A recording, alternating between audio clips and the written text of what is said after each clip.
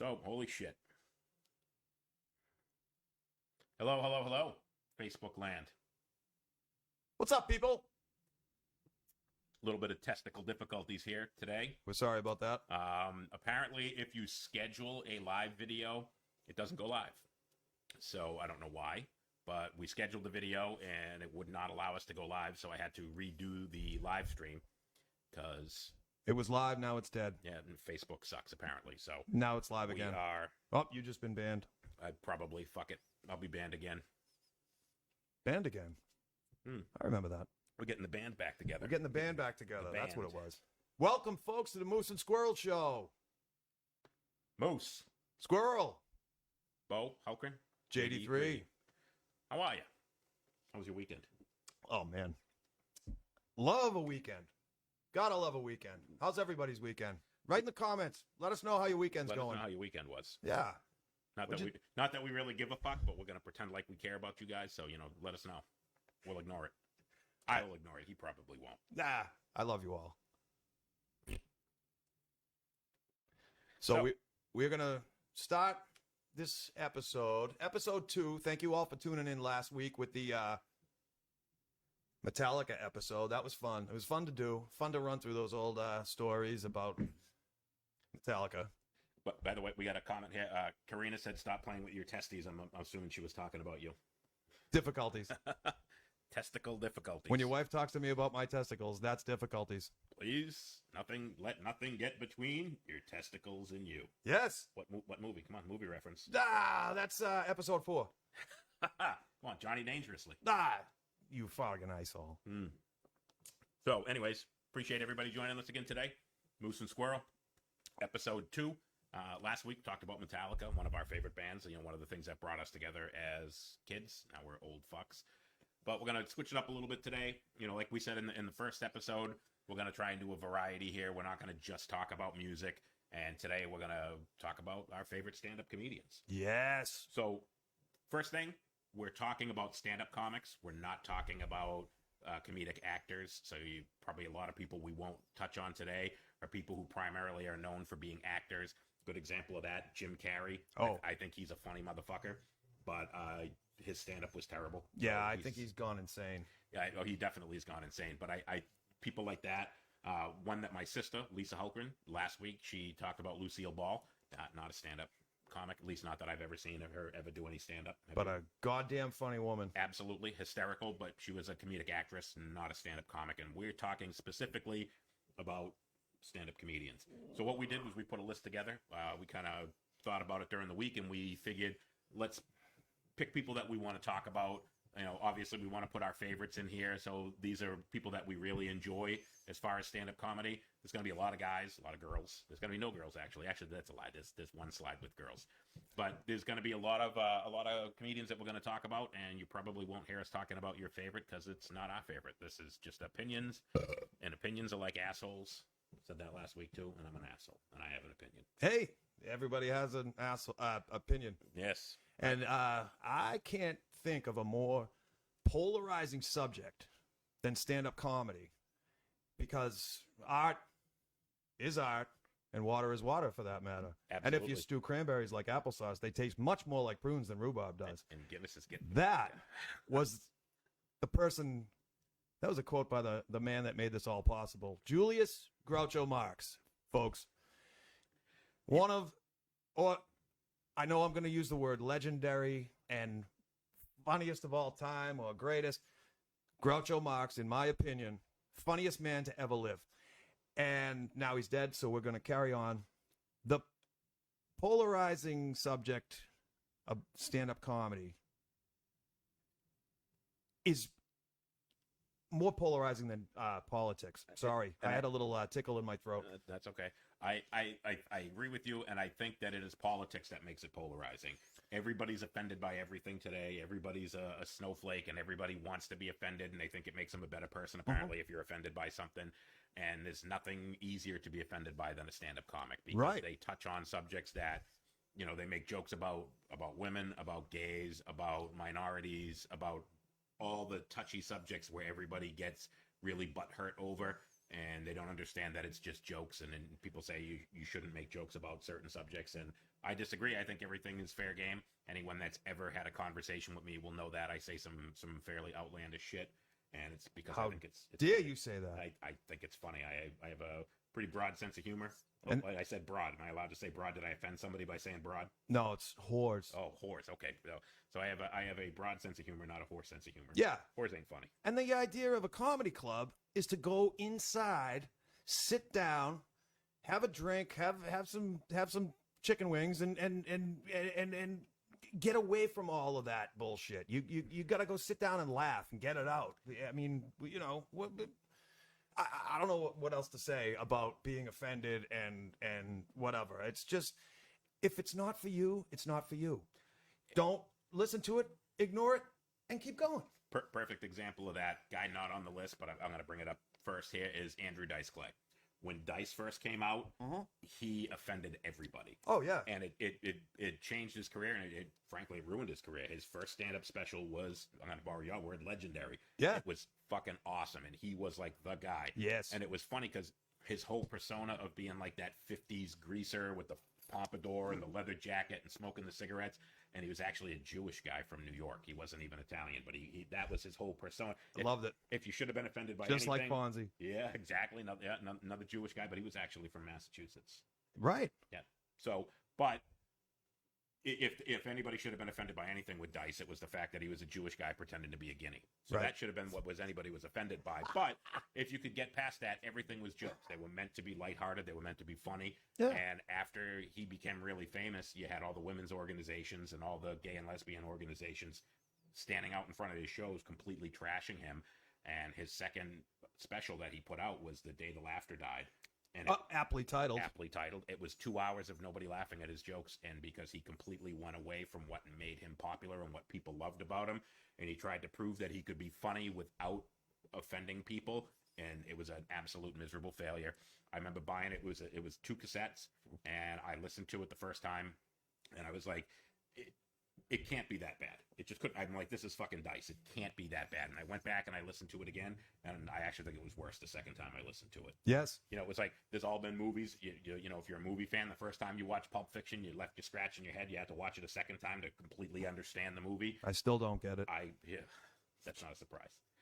But I listened to it the second time, and I actually thought it was worse. And I'm like, I think I laughed at stuff the first time because I wanted to laugh, and it was awful, and I couldn't get into it. Nope. And pretty much after that, we talked about last week about Guns N' Roses being a flash in the pan and being a one-hit wonder. I think because it took their whole careers individually and collectively to write that first album of all their experiences and everything else. Now you throw a couple $1 million in each band member's bank account. What are you going to write about? You're gonna write about tax shelters and 401ks? You can't. You Dice shot his wad, as it were. Oh! Yeah, on the first special album, whatever the hell it's. We're living in a Netflix world. Yes, This is his first show, his first popular show, special album, and whatever it was. What killed him too was now he'd go to do. He did that was what, Madison Square Garden. Yep. He did that. All his punchlines was so popular that thank you, and now he goes to a 4,000 seat theater and everyone's shouting them out before he can do it. Nothing would throw off a comic's timing more than somebody he did the dropping a tray of drinks or shouting out the punchlines. And he did the Mother Goose nursery rhymes, and he'd be like, "Little boy blue," and the whole audience would yell, "He needed the money." That's what he did. So he couldn't even tell his jokes, and it just his rise was so quick and so fast, and he was so popular that it made it difficult for him to tell any of those jokes because everybody already knew the punchline. Yeah. Would you go to a movie if you knew what the ending was going to be? Oh, I know the ending. It's going to be the credits and me asleep. But would you go to a movie if you knew what the ending was? Oh, I'm asking you a question. No. Did you watch Titanic? Was that the one about the whale and the harpoon? No, it's a different one. Oh, But that being said, people went to see the Titanic when they knew the ending. Boat sinks, by the way. If you haven't seen it, boat sinks. People die. fat girl on a door. Yeah. Speaking of fat girl, no, I'm kidding. So we're going to start today. We're going to go over. We got a list of comedians. We're not going to talk about all of them. We got, we do about an hour plus on our show. And let's clear up the post we put up last week. Thanks for everyone that interacted with it. We weren't saying Jerry Seinfeld was our favorite. That was a generic. Here's the first 8 comics that came up in a Google search. Yep. And that's basically what it was. I went in and I did a search and I said, give me 8 comics. I mean, the fact that I put Amy Schumer on there, and if anybody thought that I was serious about those people being funny, the minute you saw Amy Schumer, you should have said, yeah, that's the which one of these is not like the other. Total train wreck. Yes, complete. And we're going to talk about her later too. She's got her own slide. Actually, not quite her own slide, but we're gonna talk about her a little bit later. So I actually like her. I'm sorry to hear that. I was. By just, the way, I'll be auditioning new co-hosts. I was next just week fired from the Moose and Squirrel show. While JD3 goes out and makes breakfast and fantasizes about kills himself. Amy Schumer. No. So let's get to it here. Hey, look at that! Look at that! All right. So I'm gonna start with the legend. Yes. In my opinion, and I think John agrees with me, when you talk about stand-up comics, there's George Carlin and there's everybody else. I don't think from a stand-up comedy standpoint, there is anybody that can touch him. He was 40, 50 years that he did stand-up. He sold out every time. He never had a dud. And he was that guy that he related to everybody. He could relate to the grandmas. He could relate to, in fact, my grandmother and my Aunt Dolly were the ones, my Uncle Brad, they were the ones that turned me on to George Carlin. They said, hey, you got to get George Carlin Class Clown. And because I considered myself to be a funny guy and thought I was a comic and a class clown. I was not an ass clown, a class clown. Let's get that clear. You're talking to a guy I've been writing my open mic 6 minutes for the last 30 years. How many minutes you got of it now? 3.5. There you go. Well, you're working on it. It's been a work in progress there. So he was a guy that related to everybody. I think early in his career, he got a stigma that he was a dirty comic, and that was because of that 7 words you can't say on TV. Shit, piss, fuck, cocksucker, motherfucker, tits. I think I missed one. Shit, piss, fuck, cunt, cocksucker, motherfucker, and tits. 7 words that you can't say on TV. And because they're only words. They're only words. That's what he said. When he came out with that skit, I think that branded him as being a dirty comic. But if you listen to him, he curses, much like we curse, we swear. But he cursed to accentuate and put a punctuation on what he was talking about. Exactly. He was using it as some emphasis to what he was trying to get across. And I think that is everybody related to George Carlin because he didn't tell so much stories, but he was an observational comic. He would go and he would see things and then he would make jokes about it. And he would make jokes about everything that he saw, not so much stories of his life that you got a lot of other comics like another guy that we're going to talk about, Rodney Dangerfield. He talked a lot about himself, and his was that self-deprecating humor where he mostly made fun of himself. George Carlin, everyone could relate to. Yes, absolutely. George Carlin made fun of everybody and everything. Nothing was off topic with George Carlin. He was that guy. He made fun of everybody. He made fun of everything. Religion, mostly. Yep. Religion and the American system and capitalism. Yep. And religion and politics. He loved shitting on them because it could relate. Everybody could relate to religion and politics. And he just, and stupid people, he loved hammering on stupid people. Oh, and how dumb the average American is. He had one of his favorite lines. He goes, you know somebody that's stupid? Well, half the people are stupider than him. Think about the average stupid person and half the people are dumber than him. That's right. And we're not going to spend the whole episode quoting our favorite comics quotes. Don't get the wrong idea. Yep. We're throwing them out. Make your own opinions. And like I said, it's spit it out. It's something. No, it's what do you call that? We're opinions here. Yeah, but it's everyone's opinion, man. Man, it's just my opinion, man. Yeah. But I think a lot of what with George Carlin was he was relatable to pretty much everybody, and he was around for 40 years, and he's one of the few stand-up guys that didn't get into acting. He did the Thomas the Tank Engine. He was the conductor on that show. He was in Bill and Ted's Excellent Adventure. I was just going to say that he was in Bill and Ted's, but he wasn't an actor, and that wasn't his shtick. Where I think most he was of doing the stand-up cameos artists, more so than anything. And I think a lot of that he wanted to be a stand-up. He loved being a stand-up comedian, and that was his thing. And I think a lot of stand-up comedians, most of them, I would even go as far as saying, aspire to be actors or actresses, and they use stand-up as a means to get there. Where George never, he was a stand-up comic. He knew that was his thing. That's what he wanted to do. So he never aspired to be an actor. Absolutely. He took bit parts probably because they paid a lot of money, and that's why he took most of those roles. You would assume. I mean, obviously, I don't know George, and he's dead, so I can't ask him. But I would think that would be why he took a lot of those cameo roles. Either it was something that, like with Thomas the Tank Engine, that he loved the idea of being able to read to kids, but he didn't say shit, piss, fuck, cunt, cocksucker, motherfucker, or tits on Thomas the Tank Engine. That whole thing would have gone off the tracks. But I set you up for that one. You're welcome. Hey. But that was the thing with George. He was relatable, and he related to everybody. And I think he was falsely branded as a dirty comic originally. Absolutely right. He definitely cursed, but he cursed like everybody curses. When I say everybody, your average guy. And that's what made him so relatable to people, and I think that's why people loved him. That's absolutely right. And it's George Carlin and everybody else. Yeah. And if you talk, there's actually a 2-hour special that you can find on YouTube where they talk about the life of George Carlin. And if you have a stand-up comic that you think is your favorite, I almost guarantee if they're popular and there's somebody that's in the limelight, they're on that special and they tell you how much they love George Carlin. All the other comedians loved him. He was a very relatable guy. He was a nice guy. People loved him. Yes, and he was a big fan of wine. Yes, no doubt.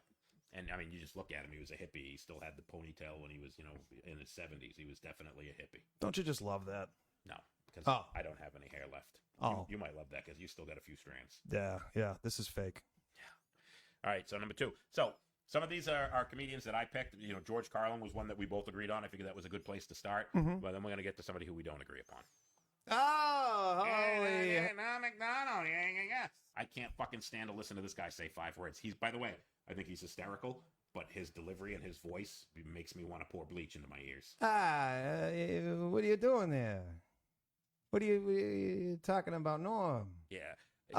His Saturday Night Live, when he was the newsman on Saturday Night Live, absolutely loved it. And he was more like an insult comic where he would bring up like O.J. Simpson and he'd shit all over O.J. Simpson. Yeah. I loved his jokes. He shit on the Clintons. Yep. And I just shit on everybody. Everybody. And that was what he wasn't, he didn't pick on any one person in particular or any one group. Unless they were crack whores. Yeah. Crack whores. An assistant crack whores. That's not my Norm impersonation because I don't do one. That's it. But since you brought him up, Norm, I remember watching him when I was a young, spry, young adult. And, man, I just thought he was hilarious. And half the audience didn't get him. Half the audience got him. And that brought him a whole friggin' career. He was at his best whenever he was being interviewed on a late night show. Agreed. And man, we're going to say this probably 10, 11, 12 times in this episode. Go on YouTube and just search Norm Macdonald. And, man. But look for the stuff where he's a host, not a host, he's a guest on, like, The Tonight Show, anything Conan O'Brien, Jay Leno, any of those shows, because he was so quick with his wit and his humor. And it was most of the stuff that he said was almost shocking that you couldn't believe that he said it on like The Tonight Show or Conan O'Brien or whatever show it was. Absolutely. But he was spot on with his jokes. He was quick. And like I said, the Saturday Night Live stuff where he was the news anchor, I love that. But the biggest problem that I had with him is his delivery was so terrible, just getting through that nasally. See, personal opinion. And that was, so I thought he was brilliant comic, absolutely fucking hysterical. Couldn't stand his delivery, and it made me not want to listen to him. It was like nails on a chalkboard. Fair enough. There's a whole series on YouTube of him on the phone on Dennis Miller's podcast or the Dennis Miller Show on HBO, whatever the hell it was. I don't know. And by the way, to interrupt you for 1 second, Yeah. Dennis Miller, he was a guy that was absolutely brilliant. Yeah. But his jokes went over most people's heads. Absolutely. It was very highbrow humor, and most people didn't understand it. When they allowed him to do Monday Night Football, I thought that was atrocious because nobody got any. No one got him. I don't even think he got his jokes on Much Monday Night Football. Yeah. But I think a lot of his humor was just he was such a brilliant mind, and his jokes were just a lot of times he would make a joke and I would legitimately would Google it and see what he meant. And then I would laugh after I looked it up and said, oh, I get it now. Oh, yeah. But I think a lot of that with Dennis Miller was people just didn't understand him because he was just, his intelligence level. He was on a different level than most people. And he used references from the 16th century. And you go, what is he talking about? But Dennis Miller and Norm Macdonald on the phone together, absolutely fucking priceless. All right, so we got a couple comments. If you see me picking up my phone, it's because I'm reading comments here. So Brendan Bean, the thing that drives me crazy with comedians is whenever their shtick is, if they do a movie or TV show, that's their whole routine. Ford Fairlane with Andrew Dice Clay. Well, back to him again. Yeah, he pretty much took what he did on his stand-up and he put it in the movie Ford Fairlane. Yeah, it was all the same jokes, all the same stuff. Blame the producers and the directors for, and the writers for that. It's a cash grab. Absolutely. And then Brendan also says Robin Williams did a 2-hour shows all improv. Robin Williams was absolutely brilliant. The only comedic actor / stand-up that we will talk about is Robin Williams, and he was in a positive note. Yeah, he was great as a stand-up comedian. Yep. And he was great as an actor. The only issue that I had with his stand-up is sometimes he went way too far to tell a joke, where he would literally be telling a story and it would be 5, 6, 7 minutes into the story before you got to the punchline. Like talking to me. Exactly. And you'd just be sitting there and just be like, yeah. That was the only problem. Hey, ho. And I mean, Mork from Mork. Oh, hey. Fucking one of the best TV shows of all time. Absolutely. Mork and Mindy. Pam Dauber. Oh, yeah. Episode 5. We'll get to that. John Karuba-Kallis. George Carlin had his own TV show. I don't know what that was other than the Thomas the Tank Engine. Let me know. Give it up. Hit me up in the comments here. Give the facts. We're doing facts here, folks. Facts and folks. Folks and facts. Hold on a second. I'm trying to read comments here while I'm dying to read some comments. All right. That's basically what I'm trying to. Eventually, we get a little bit further along in this. We'll actually have a producer who can actually, read the comments to us and we can reply to them. But until then, we will answer your questions. You're gonna watch me being unprofessional and picking up my phone. That's like I'm on a fucking date with John and trying to fucking call a fucking Uber to get out. You know how many people I see sitting in the park, just sitting there reading their phones, like a couple sitting together. The two of them with their phones. Probably texting each other. Probably. Sending each other emojis and memes. That's my favorite emoji. Yeah. Because memes, I guess, are today's comedy. Apparently. Well, then I'm just going to go make myself a bowl of hot soup and fucking reevaluate my life. Because I always thought comedy came from your brain and looking at things and saying, how can I make this funny? You know what? 99% of the time, when one of your friends puts a meme on their Facebook or on their social media, whatever it is, they stole it from somewhere else. Oh, absolutely. I can't. You know what pisses me off, and probably some of the people that are watching this, I will post a meme, and people will be like, "Oh yeah, you stole that from this person," and it's like, "Yeah, dickhead. Do you think I fucking sit around here fucking creating memes?" That's the idea of a meme is it's cultural. It's right, and it's it's supposed to be passed around, and people do it to me. Oh, you didn't come up with that. You stole that. Yeah, fuck you, dude. So didn't everybody else that posted it. So yeah, get over it. Exactly. All right. So no respect. None. This guy. Absolutely loved. He's another one, by the way. You said that was the only guy you're going to talk about that was great in movies and as a stand-up. Oh, I'm going to disagree with you right here because this guy is a fucking legend. Another fucking legend. In both, I forgot that he was on the list. Rodney Dangerfield, one of my favorites. This is a guy that I put on the list, and this was a guy I talked earlier about self-deprecating humor. I agree. 90% of his jokes were making fun of himself, and it was making fun of his relationship with his wife and with his kids and with his parents and just in general. Dating. His whole line was, "Oh, I got no respect. None. No respect. Zero." And that was, and he pulled that right through his whole career, and it never got old. To me, anyways, it never got old because he wouldn't just get up there, and that was never the punchline. He would tell the joke, and when everybody was laughing, he would go back to the, "Hey, no respect." Always fixing the style. I got no respect. Yeah. And I had heard, I'm gonna slice this right down the middle.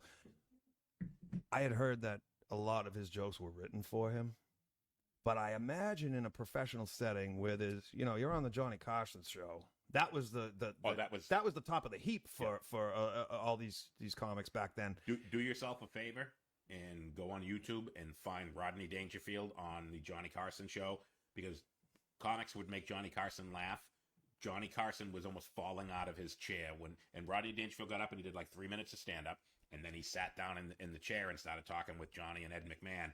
And Ed McMahon and Johnny were like falling out of their chairs laughing. Yeah. He just kept right on going after he sat down. And it was probably one of the best, I would say the best. Anytime you had a stand-up comic on any of those late night talk shows, it was fucking epic. And this guy was just brilliant. And you didn't get called over to the couch on those shows back then unless they really, really thought you was something. They just kind of, you got your shtick, you got your 3 minutes, and they would send you away, and they brought him over, and he just kept right on going with his comedy. And you know, we talked about guys that were actors, too. He still did his stand-up even after, after he did Caddyshack, he was still doing stand-up. After he did Back to School, he was still doing stand-up. He was a guy that was parallel and kept doing both. Because he was so good as a stand-up comic. And he knew that's where he made his bones, and he still loved doing it. And this guy, I absolutely fucking love Rodney Dangerfield. I absolutely respect the guy. He had. Wait a minute, he's got no respect. Well, he just got a little from JD3 over here. Yeah, he's dead, so that he doesn't care. That's all, folks. Yeah. No, he had. I guess he had like a lot of comics. Sadly, he had battled some depression. And some the self-deprecating humor started out from real stories in his own brain, and I guess he had went back to doing like roofing and siding or some handyman work or something, and then there was money involved, and money changed hands, and my agent and this guy, and then come on back. That's the Reader's Digest condensed dumb guy version of the story. But I guess he had gone through. He had done very well in the clubs early, and was successful, and just gave it all up and said, "Fuck it, I'm going back to being a regular schmuck." Yep. And then somebody convinced him. Maybe it was dollars and cents and movies and whatever. Maybe it was Johnny Carson. Yeah, maybe it was. He's dead too. I can't ask him. Yeah, maybe it was Sweating on a Roof in July. That would be enough for me. Yeah, you and me both. Yeah, forget that. But loved him. Absolutely fucking love Rodney Dangerfield. And he was another guy that was not really a dirty comic. He wasn't, you get guys like Eddie Murphy, and the king of dirty was Richard Pryor. Oh, and he could tell the jokes without having to get that crass with those guys. And I'm not saying that's a bad thing, because you guys hear me, I say fuck, I use it like a comma.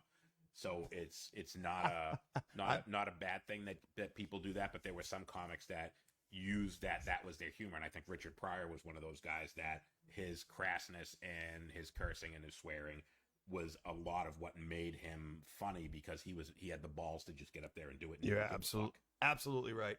It put him on the map, to speak. Yep, and Richard Pryor not on here. I was not a huge fan of Richard Pryor. I loved the fact, as a little kid, I giggled every time he went up there and he went, "Hey, fuck," and I thought that was hysterical. Oh yeah, definitely. And Eddie Murphy, another guy not on the list.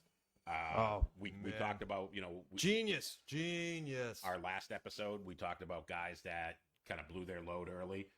Raw and Delirious for Eddie Murphy, I thought were absolutely fucking hysterical, comedy gold. Once he became an actor, and then he tried being a musician. I love that song. My girl wants to party all the time, party all the time, party all the time. Terrible. Fucking terrible. Rick James produced it. Yeah, and that bitch. Bitch. I'm Rick James, bitch. I can't believe I just cheapened myself to doing that.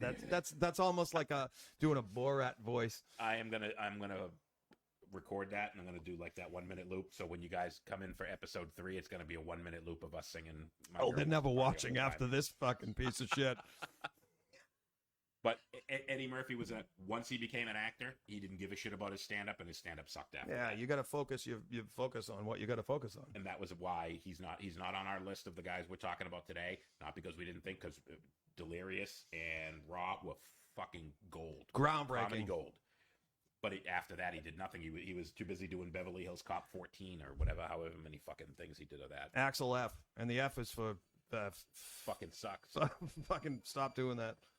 All the right. only good thing that came out of the Beverly Hills Cop business was Bob Seger's Shakedown, Takedown. If you say so. Everybody wants into the crowded line. Okay. Shakedown, Takedown. You're busted. You're busted.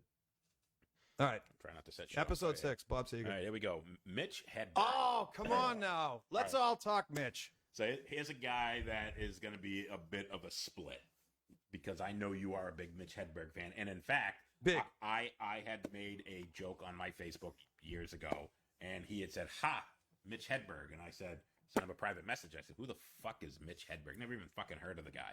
And I'm a huge stand-up comic fan. My son Magnus, he is a huge stand-up, loves stand-up comedy. When he was young, he was a big Dane Cook fan. I broke him out of that really quick. I kept telling him Dane Cook's a douchebag. I didn't mind him. He was another one. He had that one great special. I represent the Boston comedian. Yeah. I always have big ups for the Boston comedians. Do we do big ups anymore? Is that still a thing? I don't know. Do we? Big ups. Big ups. Okay. It used to be big ups. big ups. All right. If you say so. I'm going back to sleep. It's 2005. What were you saying? So Mitch Hedberg. So All right. I had never heard of him, and he had mentioned him, and I went and I watched a bunch of his stuff. The whole time I was watching Mitch Hedberg,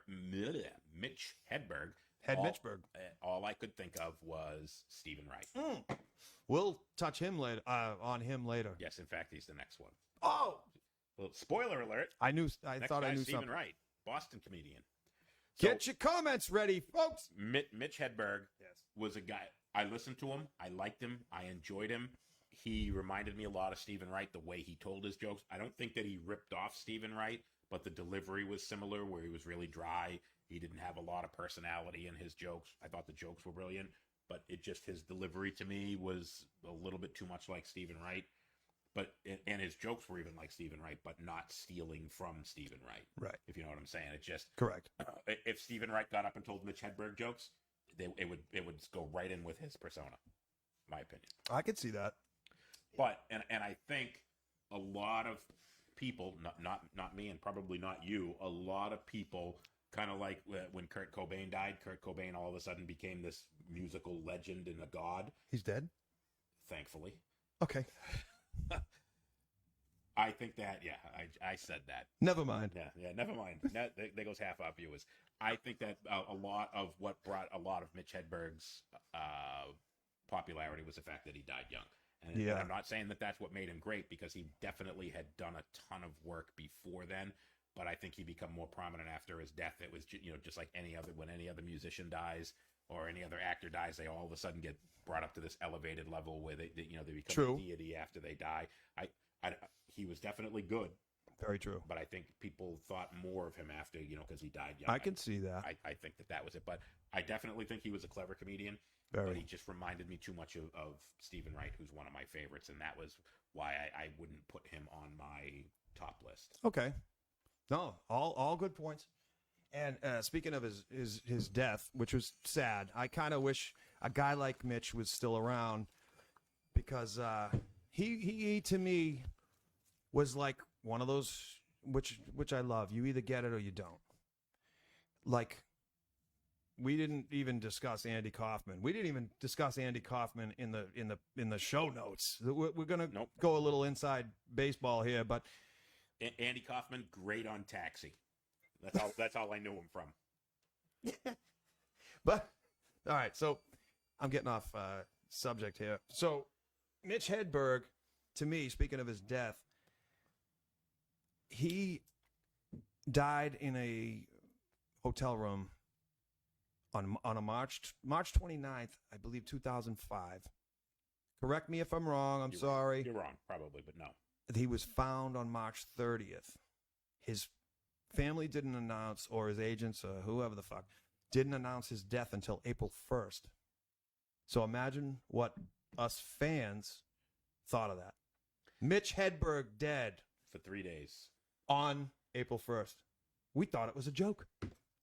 Boom. Waka waka. Yeah, so that was a little interesting tidbit on Mitch Hedberg's death. But his life, holy hell. I mean, I can't say enough about this guy. I loved the way his brain worked, and I love the fact that he was famous for having stage fright. Yes.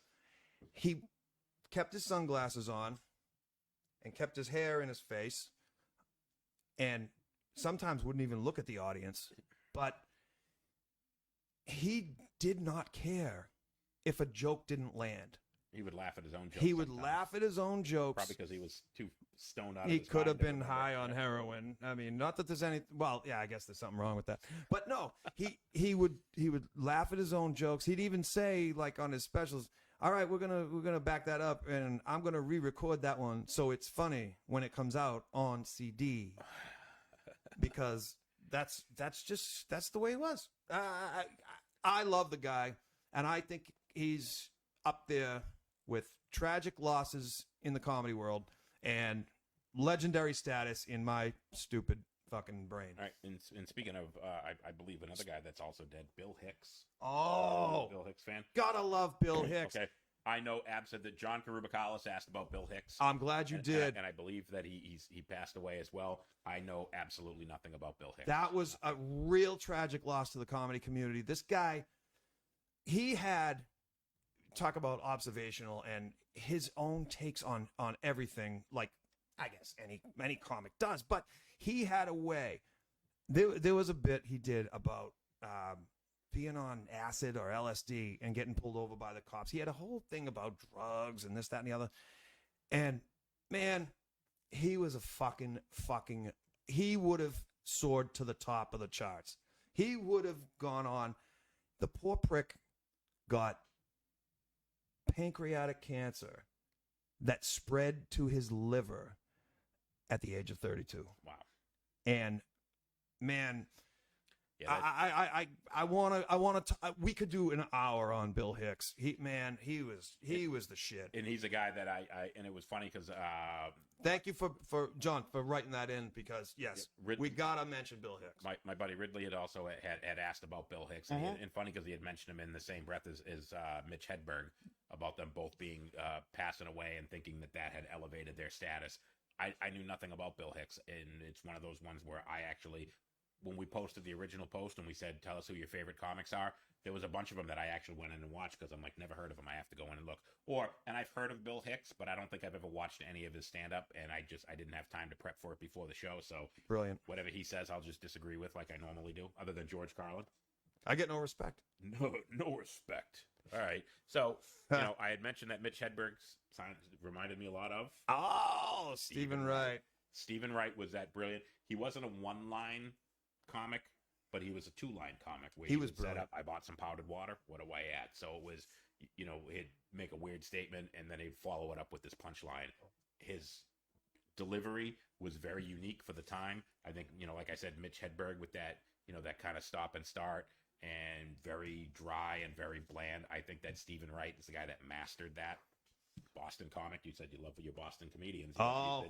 Stephen Wright. Oh, we and can't talk Boston without he was Stephen just Wright. absolutely brilliant with his delivery, with that just really dry delivery, because it just made his jokes stand out that much more. And he was bizarre. He was a weird dude, but I absolutely thought he was brilliant. Now, before we delve into Stephen Wright, I gotta do a little. What do we call this? Caesura? A delicate pause. Okay. We can't talk Boston comedy, and I wrote these notes the other night, so I am going to read them. We can't talk Boston comedy without talking about the legendary Barry Crimmins. Barry Crimmins was a chain-smoking, beer-drinking comic that was part owner of the Ding Ho Comedy Club in Cambridge, owned Stitches Comedy Club in Boston. The comics that got their start there at the Ding Ho reads like a who's who of comedy. Lenny Clark, Stephen Wright, Dennis Leary, Bobcat Goldthwait, Kenny the Viper Rogerson, DJ Hazard, among others. Barry Crimmins was something else. Comedy aside. By the way, read to that camera, please. Hey, yeah. Hey, how you doing? Hey. Comedy aside, he was also an activist. When the internet was in its infancy, this man, Barry Crimmins, we can't forget his name because we can't talk Stephen Wright unless we talk Barry Crimmins. He saw something wasn't right. He went into AOL chat rooms, this guy, posed as a 12-year-old boy to ring in pedophiles. That's fucking legendary right there. Absolutely. He went gave all his information he collected to the FBI. They shut down as many pedophilia sites as they could. Didn't think we'd be talking pedophilia today. No, definitely not. Oh, I guess pedophilia and comedy hand in hand. So what you're trying to say is he was Chris Hansen before Chris Hansen was Chris Hansen. Absolutely. Hey, why don't you have a seat right over here? Absolutely. And Barry Crimmins did that.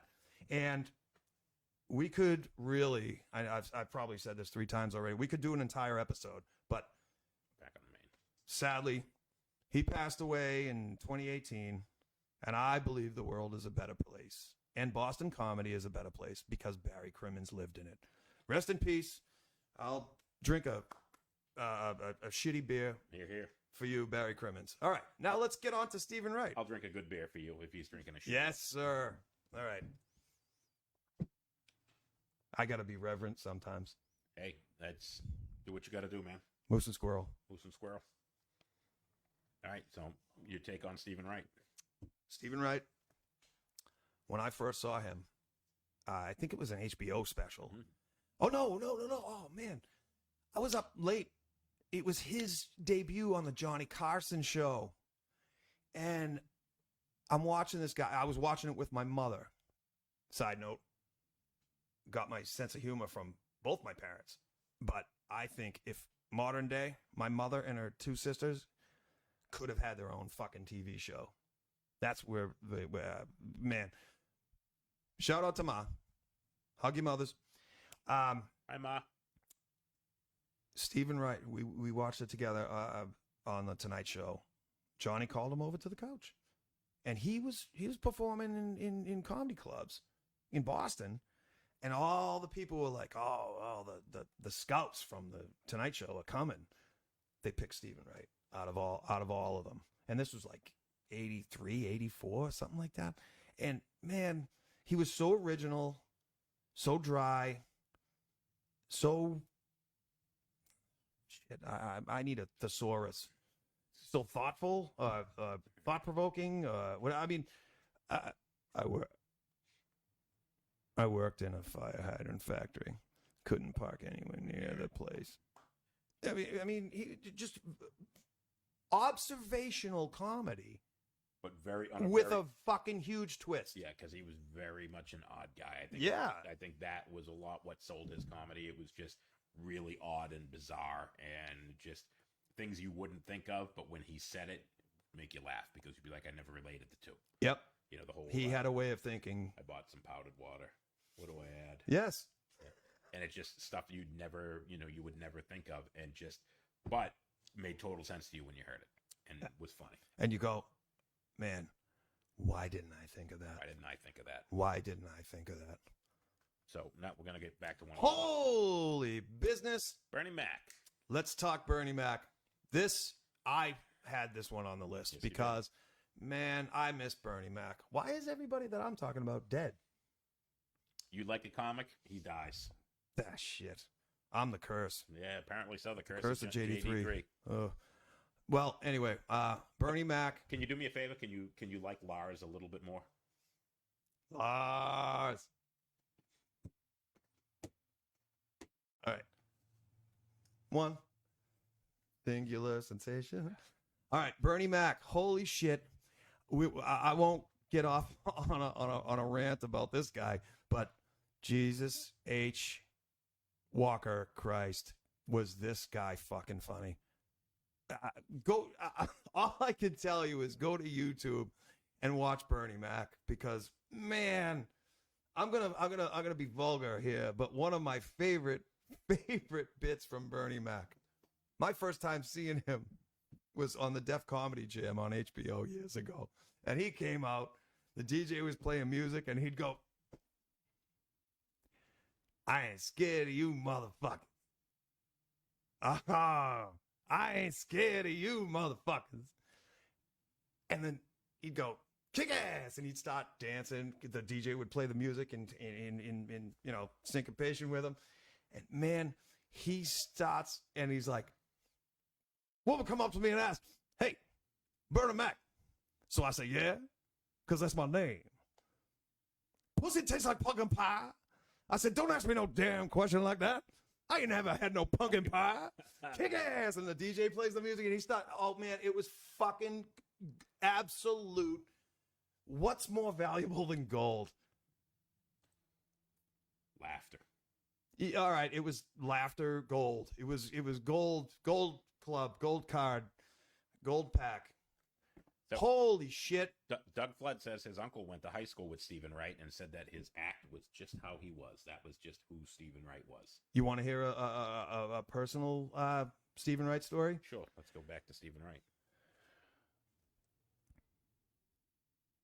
Close personal friend of ours, purveyor of guitars and setup and repair and customization. That would be Dom Frizzy at Dominic, Third Floor Guitars. Yes. He used to work at an unnamed place that we will not plug. And Stephen Wright had a gig at the Wilbur or wherever the fuck. And he came in. Oh, no, Dom. I'm sorry. Dom went and saw him, met him backstage. And he had said, he got to talking about guitars and music and whatever. And Stephen Wright had said to him, yeah, I need some repairs done to my, blah, blah, blah. Dom says, here's my address. Here's where I work. Blah, blah, blah. I'll take care of you. Says a couple days later, guy walks in with a stocking hat, unshaven, with the business coming out under the hat, and he goes, they told me I'd find you here. Fucking Stephen Wright. That's one of those things you want on fucking camera. Absolutely. Because you know why? Because nobody's going to believe it. Yeah. You can tell that story 1,000 times.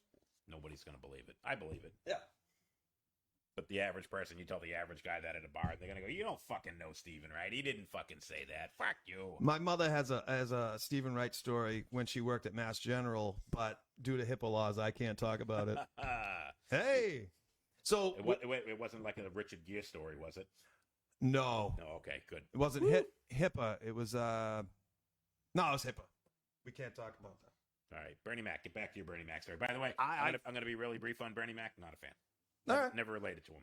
Hey, I watched a special with my wife a while back, and she's going, I can't understand a word he said. I don't know. I just don't. I go, honey, it's not for you.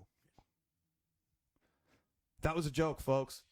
He is a person of color and makes black jokes in front of a black audience, and I was cracking myself up. And I'm gonna borrow that one when we get a couple slides up here. So, Bill Burr, holy business over here! Look at this, Boston comedy legend. Yes, my opinion, he is and this is blaspheme to say, but he is the modern day George Carlin. He's not afraid to say anything. Step further. He goes after anybody. He's a lot more crass than Carlin was. Mm-hmm. He's got a brilliant mind. And you want to talk about a guy that's funny to see in interviews.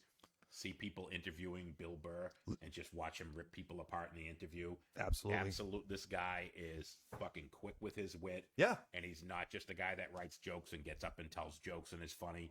He's a guy that he's the guy that if you ever hung out with this guy, he's a guy that you just pissed yourself laughing the entire time you were hanging out with Absolutely. him. He's got a great delivery. He tells great stories.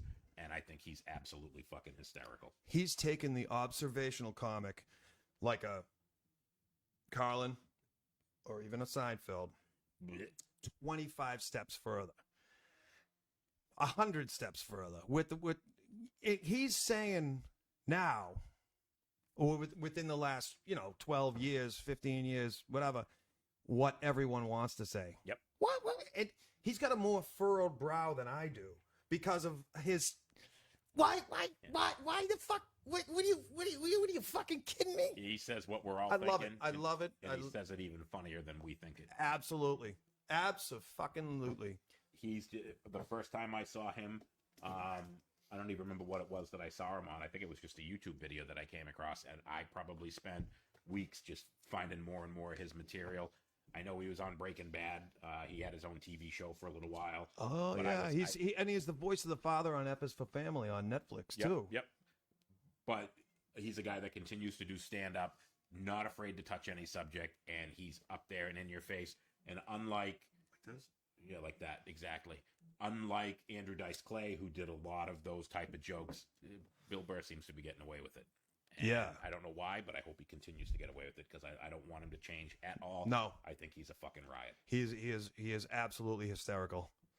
Absolutely hysterical. And Probably my second all-time next to George Carlin would be Bill Burr. all right. I can see that. I really have nothing to add because he speaks for himself. Yeah, Bill Burr. Bill Burr. Fucking A. Here's another one for you. Oh, Another guy that I don't think is funny. damn! He was a brilliant mind, and shit. my, Bob Latendra, Bill Burr can definitely hang. Bob, we agree. All right, so we'll do a little brief on. Like I said, all my favorites are dead. Yeah, Patrice O'Neal's not dead. Yes, he is. Is he really? 2012. Oh, I guess He's so. from Roxbury, Oh, Massachusetts. all right, no, another dead guy. And- John likes dead guys. If you're a comedian, don't write shit John likes. You'll die. Of course I do. So Patrice O'Neal, brilliant mind. He makes me speechless. You listen to him. What a fucking brilliant comedian. He did this thing, and this is one of the only bits I'm going to talk about. He talks about, he sees a black guy with a white lady in the audience, and he goes, "Ooh, wow, look at you. Look, that's top shelf white lady right there. You know," and it set him up for this bit, and he goes, we're going to judge women on how long they're going to look for you if you're missing. He goes, what, that Vandersloot that killed the girl in Aruba, what's that girl's name? Natalie Holloway. Natalie Holloway. Yes. The whole audience yells, Natalie Holloway. Fucking brilliant mind. He goes, yeah, you're right. Natalie Holloway. That's exactly. He goes, you know that Vandersloot, he's a murderer. He killed a girl in Peru last month. What was her name? Nobody knows. And he goes, exactly. That's the fucking take he had on the news. How long is the news going to look for you? How long is the search and rescue going to look for you if you're a cute white lady? But if you're some big head Peruvian girl, nobody's going to know your name and no one's going to find you. So I thought Kim Douglas said JD3, I see dead people too. She works in a COVID ward, so she sees plenty of dead people. Oh, all right. Well, I'm sorry that you got to go through that. Thoughts and prayers. And Bernie Mac. Please. Brendan B. and Bernie Mac. I'm a thousandaire. Not a millionaire, I'm a thousandaire. That's right. He's a thousandaire. Ha! Brother Mac. Yeah, but Patrice O'Neal, just another guy. I know he was another big Def Comedy Jam guy, and I never really watched those specials. I wasn't a fan. Loved Patrice O'Neal. Listen to him on the old when he was on the Opie and Anthony show or with Jim Norton, and I mean we could do a whole fucking weekend on podcasts and shows and Speaking of dead guys, first dead guy that I like. Be still my beating Okay. heart. His stand-up wasn't as popular as he was Greg Giraldo I disagree. on the roasts. Everyone knew him from the roast. Yep. His stand-up is fucking unparalleled with almost anybody. But I don't think it was as good as his roast. As a roast comic, you're an insult comic. Most of my jokes are insults. That's kind of that hits me right here. I love it. Absolutely. And this guy was fucking legendary He at it. fucking told Flava Flav, "You look like a skeleton wrapped in electrical tape." One of my favorite things with him, and another guy that we didn't talk about was Dennis Leary. He's another guy that had two great specials and then Yes. became an actor and sucked. Yeah. I remember watching him on A&E's An Evening at the Improv and going, this guy is fucking hilarious. Yep, and then once he became an actor, he fell off the face of the earth. So, Rich guy. Another guy that you like, Colin Quinn, his show Tough Crowd with Love Colin Quinn. So Greg Giraldo and Dennis Leary are on the show, and Greg Giraldo obviously prepped for the show. Yep. And Dennis Leary did not. And Greg Giraldo told a couple jokes at Dennis Leary's expense, and Dennis Leary goes, I see you wrote a whole bunch of jokes for the show. And Greg Giraldo fucking quit back with without fucking hesitation, he said, "Hey, if you took some time writing some jokes, maybe your TV show would still be on the air." Oh! Colin Quinn, legitimately, they were sitting on 2 couches with a table in the middle, and Colin Quinn stood up because Dennis Leary gave him the fucking death stare for a solid minute and didn't say anything, and he just stared at. He was so fucking pissed that he just burnt him like that. He's thinking somebody needs to rescue me Yeah. from this burn. Hey! But Boom, boom. that is right there. That is the classic sign of somebody that got too rich too fast. That Yep. Oh, my people can't protect me from this comedian Right. making a joke at me. Yep. Oh, whoa, shit. No, I'm joking. Bob Latundra said, "I thought that was the guy from the Foo Fighters, Dave Grohl." Oh. He saw the picture. He thought it was Dave Grohl. Well, Bob Latender's just learning to fly. Yeah, bump. So, Greg Giraldo, roast comic, insult comic. Another one the first one on my list that passed away. So you're safe if you're a comedian, and I like you. George Carlin died, but he was like 400 years old. So I'm not going to talk about my favorite comedians then. No. Greg Giraldo loved him, and another guy that falls right in that same category, Jeff Ross. Yeah, there you go, the bald prick. I remember when he had an afro. Yeah, me too. Jeff Ross, actually, he was another guy that made himself famous from the roasts. Another guy that's an insult comic, and he used to actually do a bit where he would walk around New York City with a microphone and a camera and would just stop random people and insult them. I'd love to do And that. it was fucking brilliant. He was so good at it, so quick with his wit, so great with his humor. On all the roasts, he did the roast of David Hasselhoff. He did the roast of who wouldn't want to do that? who wouldn't want to? But that's a pretty easy target there with David Hasselhoff. Oh, yeah. He did Bruce Willis. And he didn't do Bruce Willis. I mean, he may have, but he did the roast. Oh man, I know what you. Yeah. I got the quotes I got the quotes in my brain of the roast of Bruce Willis, and holy shit, was that classic? When he's brilliant. He calls out Bruce Willis's daughter. If you don't know, her name is Rumor, and he's like, Rumor Willis is here, and he goes, I guess that's what your mom names you when she doesn't know who your dad is. Because obviously Demi Moore had the affair with Ashton Kutcher. Yes. So that was hey, if you don't understand the whole story, you don't get the joke. But it was funny. And those two guys, as far as insult comics and roast comics, I absolutely fucking love both of them. All right. And Jeff Ross, I like him, and he's not dead yet. Sorry. I So don't know, cough and laugh into the microphone. The last. Oh, I got to piss. The last bit. All right, you're gonna go pee. You're just gonna make me trash him by myself. Is that what you're gonna do? No. All right. So while he goes and pees, when we had the post, we put it up. A lot of people were saying, "What about female comedians?"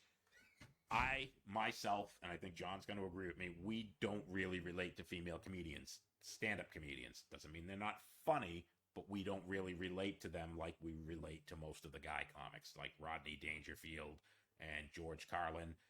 Lisa Lampanelli, top left picture on here. She's another one that's on all the roasts. I thought Lisa Lampanelli was brilliant. Great roast comic. I listened to her stand-up, and she tells jokes that are more funny to women. And, Wanda Sykes, I think she's another one, top right on this picture. She's another one that her comedy, I think, is more directed at women. So I think women find female stand-up comics funnier than guys do, at least me, myself. Sarah Silverman, another one, never really thought she was funny. The funniest thing she ever did is she used to trash Matt Damon after they dated, and I thought that was hysterical. But I watch a lot of her stand-up. I think her delivery's pretty crappy, and just most of her jokes weren't funny.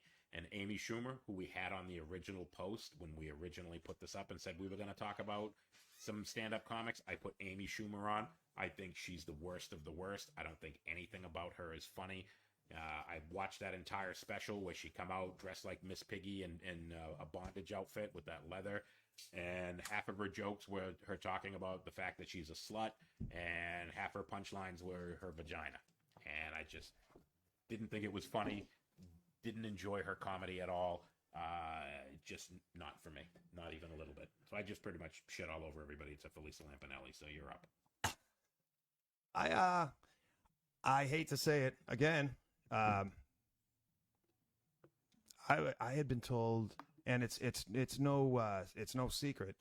internet-wide that Amy Schumer's stolen people's jokes. Mm-hmm. But I will say But you know what? I've heard some of her stuff, and Stealing somebody's jokes. I'm gonna go take a piss now. yeah, leave me all alone There here. you go. I'm gonna dry hump you when I walk by too. I don't know how to get rid of the female comedians. I don't want to talk about female comedians. Don't make me do it. It's all you, man. No, I'll see you later. I think she's funny, You think who's funny? Amy Schumer? Amy Schumer.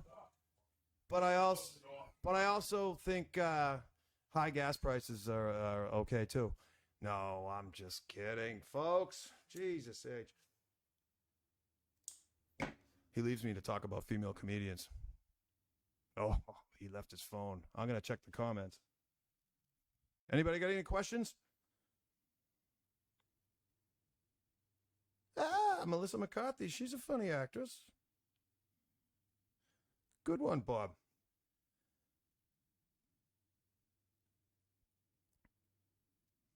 I will say this. If you're looking for up-and-coming female comics, Sarah Talamash. She has a special on YouTube called Voluptuous Boy. Man, she's brilliant. Absolutely fucking hilarious. She has a great delivery, a great way of thinking of things and doing what a comic does. Seeing the information, processing it in your brain and putting it out there in your own funny way. I mean, you can't ask for more than that. Sarah Talamash. Hilarious. Funny chick. Who else we got on here? Sarah Silverman. Oh, man. Do I have a half hour to talk about Sarah Silverman? I fucking love Sarah Silverman. Absolutely. Nashua, New Hampshire girl. Dairy represent. Yeah. I fun fact. You like it when I grab you like that? Yes. Fun fact. I listen to Sarah Silverman's podcast during the week. It's only 35 minutes long, and I have an hour commute to work. So I get pissed when it ends because I don't fumble with my phone while I'm driving. But that's all I got to say about Sarah Silverman. I love her. I think she's great. Not a fan. Okay. And like I said, I'm interviewing for a new co-host for next week because he likes Lars Ulrich and now Sarah Silverman and whoever else that you said you liked earlier. And, I just was hoping she'd see this and call me. Hey, call me.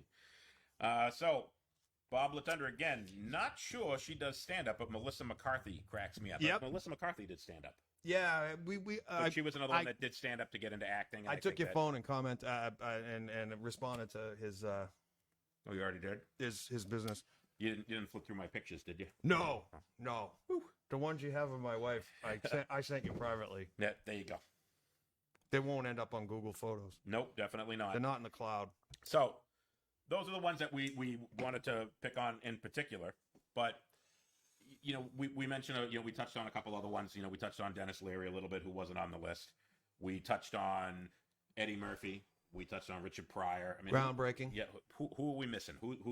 And we're talking stand-up, so don't give me any more Groucho Marx bullshit. Oh, Let's get stand-up comics now. all right. You know, guys that actually spoke. Well, let's go. John Mulaney. Don't know him. All right. Well, fuck you then. Brian Regan. Brian Regan. So my son, Magnus, actually mentioned Brian Regan to me the other day, and I remember seeing one of his stand-up specials way back in the day. And wasn't he on that show Wings? Was he on that TV show? I thought he was on that. No, show. that was John John Daly. That was on No, funny? Tim Daly. Was that someone else that wasn't funny? You guys don't know Wings? Fuck you guys. I'm out of here. That was a Quagmire. Mm-hmm. Giggity. I mean, we're probably missing tons and tons of stand-up comics, but Oh man, you know, there's that was my cue to go to my stupid notes. yeah. All right, Brendan, Lisa Lampanelli. Absolutely, we talked about Lisa Lampanelli. She Yeah. was on my.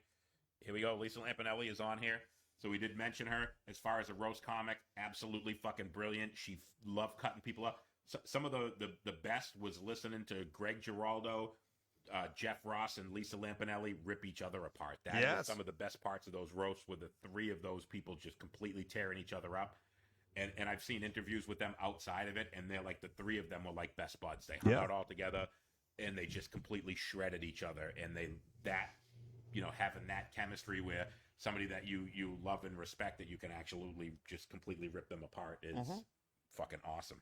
Let's go back to the 80s and talk about, remember comics like, do you remember Bobby Collins? Nope. Oh man, Bobby Collins. Classic comic. Bobby Slayton. Mm-mm. I think he does sketches, commercials now. You'd hear his voice. What about watching? Remember watching Bob Nelson on HBO? Yeah, Bob Nelson when he did the football players, when he come out and introduced himself as all the different football players.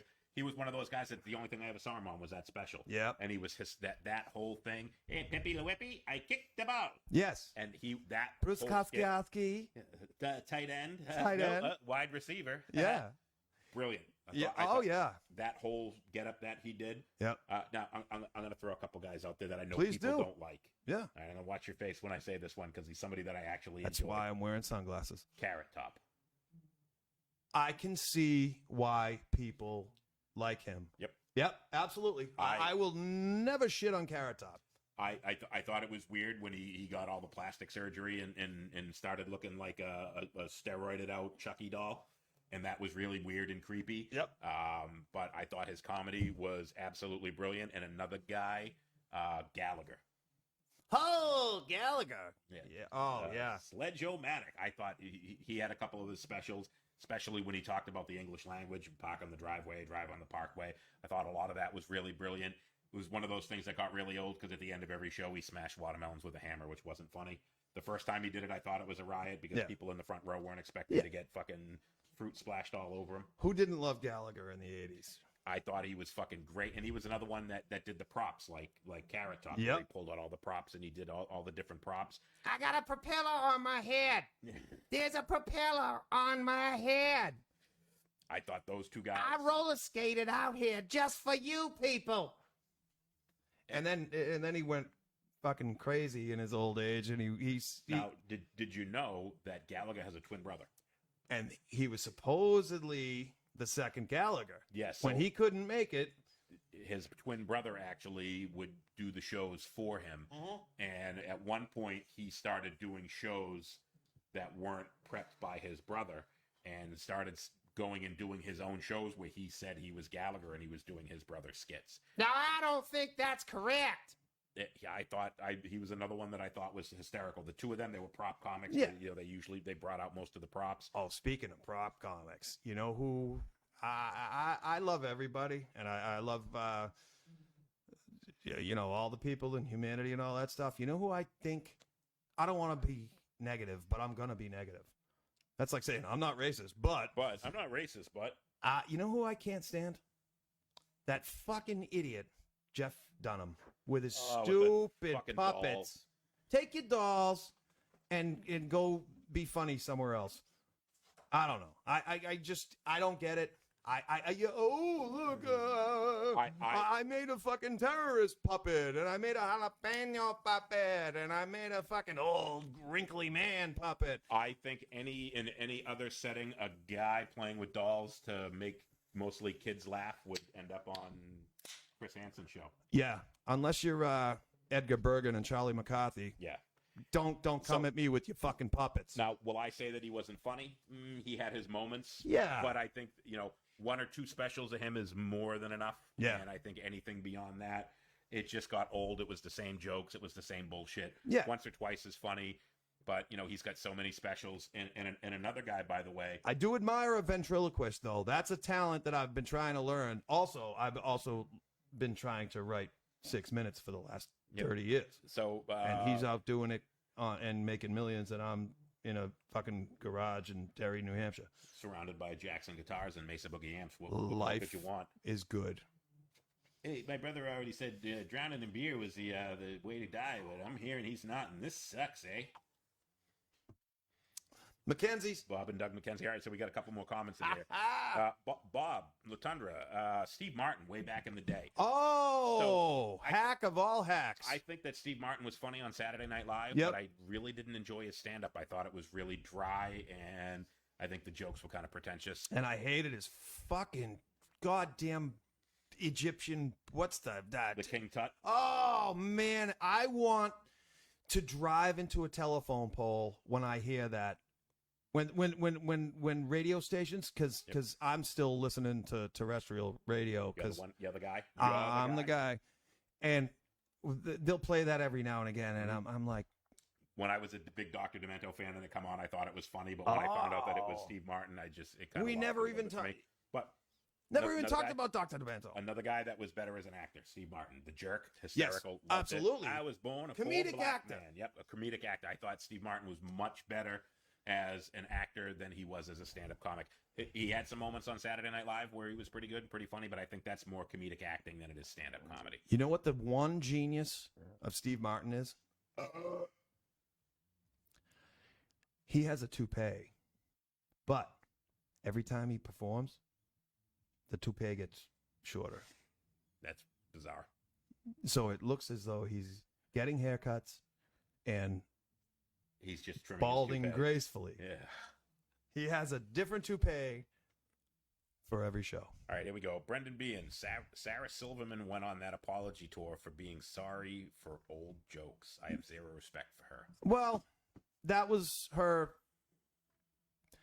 I guess everyone's doing that now. Who's the little midget guy that you talked about earlier that I don't care for? Kevin Hart. John Daly? Oh yeah, well, I'm wearing. Kevin Hart, yes. He was it him that was supposed to host The Oscars. Or the Oscars, one of those shows. and they went back and found a fucking tweet from 2010 that he did it was a gay joke or something, whatever, and he went out and apologized. You gotta. Did George Carlin ever apologize for any of his jokes? Fuck no. Did Rodney Dangerfield ever apologize for any of his jokes? No. That's why those guys are fucking legends. Well, They it's don't give a fuck. It's the internet that's killing everything. Yep. That's what I think. All right, Mark Lavoie, Pee Wee Herman stand-up. You know what? I can't say that I've ever seen any of Paul Rubens stand-up. Pee Wee Herman, hysterical. Touching himself in a movie theater. Characters. Yeah, not so much funny. But that might be the biggest joke that you can tell is the Pee Wee Herman fucking whacking off in a movie theater. The best thing that he did was come out on the MTV Music Awards like 9 months after that Paul Rubens story had broke, and come out as Pee Wee Herman and went, he did his thing, and he comes out and he goes, "Ha," and he comes out to a standing ovation, and he goes, "Heard any good jokes lately?" Absolutely. And speaking of touching yourself, we didn't talk about one of the fucking kings of comedy, Louis C.K. Now, speaking of touching people inappropriately, let's roll into Louis C.K. The social pariah himself. A guy whose career was destroyed for inappropriate Boston touching. comic. Yep. He was a guy that, when Dennis Leary became famous, Louis C.K. accused Dennis Leary of stealing all his material. I don't doubt that. And if you listen to Louis C.K., a lot of the jokes were very similar. But they weren't things that were brilliant enough where you would think somebody else couldn't think of that same thing. Oh, there's a lot of parallel thoughts in And comedy. there's a lot of that, and I think that was a lot of it. But, the Dennis Leary asshole song, Oh, yeah. Louis C.K. had a whole thing about how he was an asshole, and then Dennis Leary wrote a song about it, and he's like, "Oh, you're stealing my skit." Well, the whole thing with Louis C.K. is I think his delivery is fucking hot trash. His jokes are funny, but I think his delivery was terrible, and that made him not funny. And what made him even not funnier is inappropriately touching people. That kind of made him even less funny. He was no Harvey And at Weinstein. least Pee Wee Herman was only touching himself. That's true. He was. I mean, let's face it. He was doing. Yeah. We won't talk about that.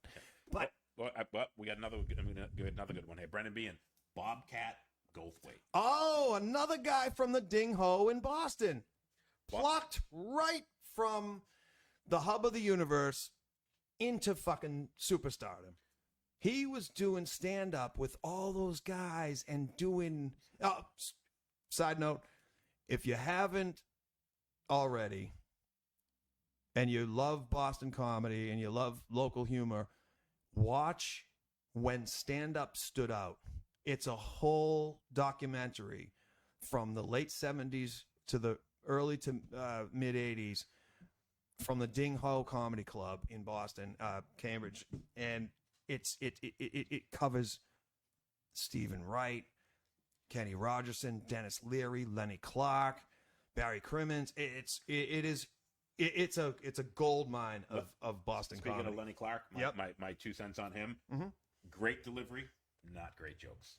I think the way he tells a joke is funnier than the joke he tells itself. Yeah. I think he's got that voice that I've been smoking cigars and drinking whiskey since I was 4 years Oh, old. yeah. voice. Oh, And he's got- yeah. And he's got that Boston accent and just that animated way he tells a Yep. joke. I think that makes Absolutely. it funnier than what he actually says. Yeah. So I won't say he's a bad comedian because he definitely makes people laugh. Right. But I think if you retell the jokes and you don't tell them the way he tells them, with the No, delivery, they're not Lenny as funny. Clark is all about being there and Yes. seeing Oh, yeah. him. Without a doubt. It's the delivery with Yep. him that makes him so funny. Absolutely. All right, so let's see. So, all right, back to Bobcat Goldthwait. Sorry, I interrupted there Sorry, I interrupted you. with my side note, Yes. Brendan. So, Bobcat Goldthwait, Meet Bob. That was, I remember having the cassette, and on the cassette it was a picture of his face with a hamburger on either side of it, and it was called Meet Bob, and it was like the saran wrap over it, and I think that was probably the funniest thing about it was the picture on the front. He was a guy, and talking about the delivery being the joke, with just how quirky and goofy he was, I think that was the majority of what made him funny. Not so much the jokes. I think his quirkiness and his weirdness. And did he have like a speech impediment, or was that just like? I don't know. I don't know if that was just like really how he talked in like everyday life, or if he was like a normal person and that was his onstage persona. Because when you saw him whenever he was in movies, it was the same guy. Yeah. So I don't know if that was, if he had like Tourette's or something, where he had that, quirky, tweaky, and the squeaky voice. But he definitely had some funny stuff. Another guy, I think it was Brendan that also said it. Nope. Kim Douglas, Sam Kinison, another guy. Oh, yeah. The delivery was the joke, not the joke. And too much screaming for me. I wasn't a fan of him. Half the time he told a punchline, he's grabbing the microphone and I just to me, that's not funny. He was a former Southern Baptist preacher, if I'm not Yes, he was. mistaken. Yep. And that's where he learned to project his voice. Public speaking. One of the best burns of a heckler was Sam his Kinison. Corvette on No. the road to Las Vegas. That was probably his second best burn. Oh, His first best burn was he burnt a heckler on one of his shows where some guy yells, "Hey Sam, speak up!" And he's like, "Yeah, that's what your mom said to me when I was leaving her house." But it sounded a little bit different because she was gurgling on my sperm. It sounded like this. Hey, Sam, when you're doing your show tonight, speak up so my dickhead son doesn't fuck with your act. And everybody Awesome. starts laughing, and he goes, "Yeah, but when you get home, you might not recognize her because I shaved her back." Funniest thing I've ever heard the guy say, and it was not prepared. It was off the cuff, and it was hysterical. you did that perfect, by the way. You're welcome. I had that prep, by the way. I was waiting for somebody to mention. You've been Kinison. I had- practicing that one I all had week. I had that one in my back pocket. I was waiting for somebody to say Sam Kinison, but another guy that I put in with Bobcat Goldthwait, I think they both had one really good special. Yeah. And then after that, just not a whole lot. Okay. Yeah, I loved Sam Kinison. I was sad when he died. Jesus, we were talking about another goddamn dead comic Yep. with me. I'm just going to shut up If now. you like them, they're dead. So let me ask you this: Gabriel Iglesias. Fluffy? All right, so that's James Douglas, my cousin Jimmy. Yeah, that's the question for him. I have no fucking idea who it is. So I don't know. Get off Netflix and go to a local show, and you'll see people that are 10 times funnier. And that brings me to. That's all I'm going to say So about I that don't know guy. because I've never heard anything from him. Well- I can't speak to it, but I'm not, like I said, this is all personal opinion. I don't care for him. I can see why people think he's funny. so what is it that you don't like? Is it just his jokes ain't funny? Is it his delivery? What don't you like about him? Give me a reason that you don't like him. I mean, you like Lars Ulrich He. and Sarah Silverman, so you get 2 strikes against you here. So I have zero credibility. no respect.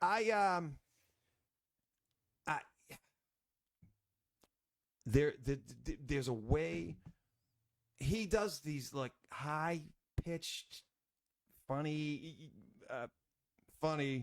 sound effects with his voice Yep. during thing, and he punctuates every sentence with. I've seen some bits that are funny, and I go, that was funny, but I'd never buy a ticket to see him perform. Okay. Speaking of buying tickets, let's talk about the elephant in the room. Sebastian Maniscalco. Have you seen him? I have not. I don't even know. Who You he is. talked a lot about Andrew Dice Clay earlier. Yep. Andrew Dice Clay come out on social media for the last 2 years going, hey, this fucking guy, he's stealing my shtick. He's doing this and he's over here and he's doing that. And this Maniscalco guy doesn't sound a thing like Dice, doesn't do anything. He does a lot of, I've watched some of his stuff, and he is a fucking funny bastard. I will have to check him out. Yeah, not too far. Okay. I laughed out loud watching this guy's stuff. But I was reading in the Herald a couple of years ago, something like that, which is something nobody really says anymore because everyone's on the internet. Nobody reads the papers. Nope. He was performing at the fucking TD Garden, charging $350 Fuck that. to $400 a ticket. Nobody's that funny. Even George So, Carlin, I wouldn't spend that kind of I money. would not pay $400 to see Elvis's reanimated corpse sing me Blue Moon of Kentucky and ask me to duet with him. Nope. Do $400 All right. for a fucking comic? No. So You all that went to Speaking that of- show got duped. So speaking of comics that are accused of stealing jokes, the king of stealing jokes, Carlos Mencia. With the king of, and if you want to see, without a doubt, the biggest piece of shit in comedy, it's Carlos Mencia. Yep. There's a bit where Joe Rogan literally interrupts him Gets on stage. and fucking calls him out because he steals jokes from everybody. We didn't even Almost- talk about almost this in word- pre-show, nope. and I know exactly what you're talking about. Almost This is word, great. Almost Yep. word for word, he steals jokes. It's not you joke about the same subject. He legitimately would take word for word and tell the same fucking joke. Absolutely. He's the hack of all fucking hack.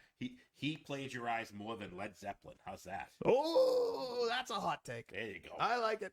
So, Yeah, but all right, we need so a whole lot of love. Bob Krause, before Fluffy, was John Panette. John Panette, his special, absolutely brilliant. Big fat guy Krause. talking about getting thrown out of a buffet. By the way, Bob Krause, why do you think John Panette's funny? Because he got kicked out of a buffet? I know somebody else who got kicked out of a buffet once. His name was Bob Krause. So that's not a surprise that you mentioned John Panette. But yeah, I fucking love John Panette. John Panette was fucking hysterical. He was, and he's in one of my favorite B movies of all time, The Punisher. He's in The Punisher. I'm not a dummy. That's up for debate. Auditions being held. There you go. This seat could be yours. This could be yours. Sarah Silverman. Allows all work. John Panette, absolutely. He had one special that was absolutely hysterical, but he's another one of those guys where I think a lot of comics that don't make it right away, they get, like we talked about with musicians, they get 5, 6, 8, 10 years to build up and get that one great show with all their jokes, and they get out there and they blow their fucking load, and then they can never follow it up. I think John Panette was one of those guys. His one special where he talks about getting kicked out of the Chinese food buffet was brilliant, was fucking absolutely hysterical. Loved it, but anything he did after that just didn't follow it up as well. First time I saw him was on MTV's Half Hour Comedy Hour. Do you remember that? Yep. Hosted by Mario Joyner. And I pissed myself laughing watching this guy.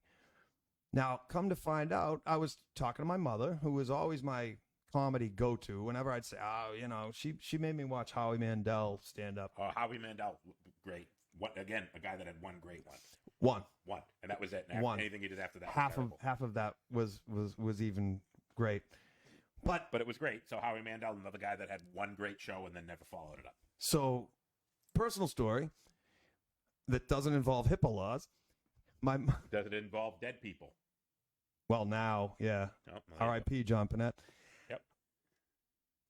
I'm watching this, and my mother sees the last name flash on the screen because remember MTV used to do those big white letters, Mhm. and she goes, "Panette, wow, I wonder if he's related to blah blah blah, who used to be my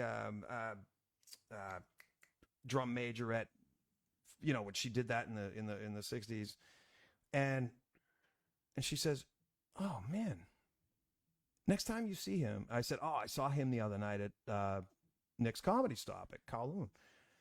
At the buffet at Kowloon? Well, he I'm sure he made his way.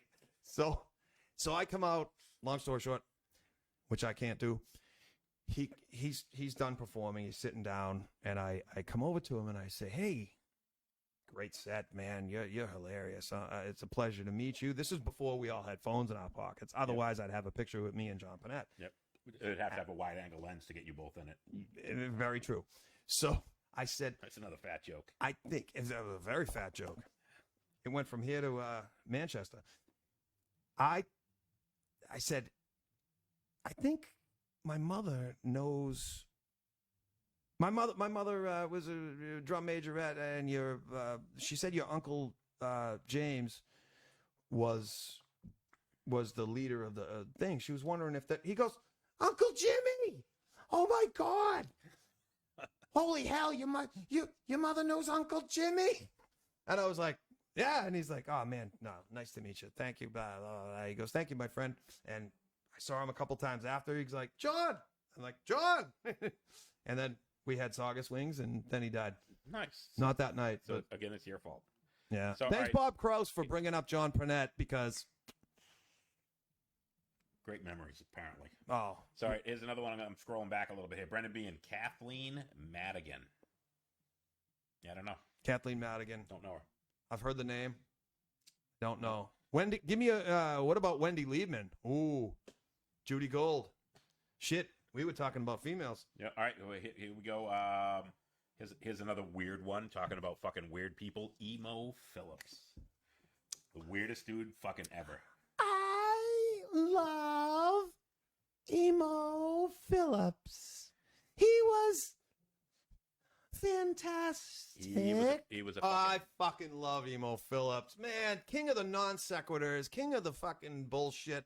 Holy crap. We could do an hour on Emo Phillips. no, we couldn't. Yeah, all right. You might be able to do an hour on Emo Phillips. I couldn't. I saw one special. It was kind of funny, but nothing that what I would put in I legendary love Emo. status. Die, heretic. Fucking A. Brendan, you mentioned Carlos Mencia. We talked about him, king of stealing jokes. He stinks. Bag of shit. And who was the other one that all the Puerto Ricans love? George Lopez? George Lopez was another one that was accused of stealing a lot of jokes. Yeah. He got his own TV show, which sucked as much as his stand-up. Yeah, he and stinks. Actually, the first stand-up special that he had, I thought was moderately funny. You know, I was hoping that he would follow up on it. But again, he was one of those guys where most of his jokes were Hispanic jokes, and Yeah. not being Hispanic, Can't relate. didn't really relate to it. I thought that they were moderately funny, Mhm. but not being Hispanic, I didn't totally relate to them. And he like I said, he was funny, but I don't think he was hysterical. I wasn't knee slapping, side splitting, holy shit, pissing my pants. Nope.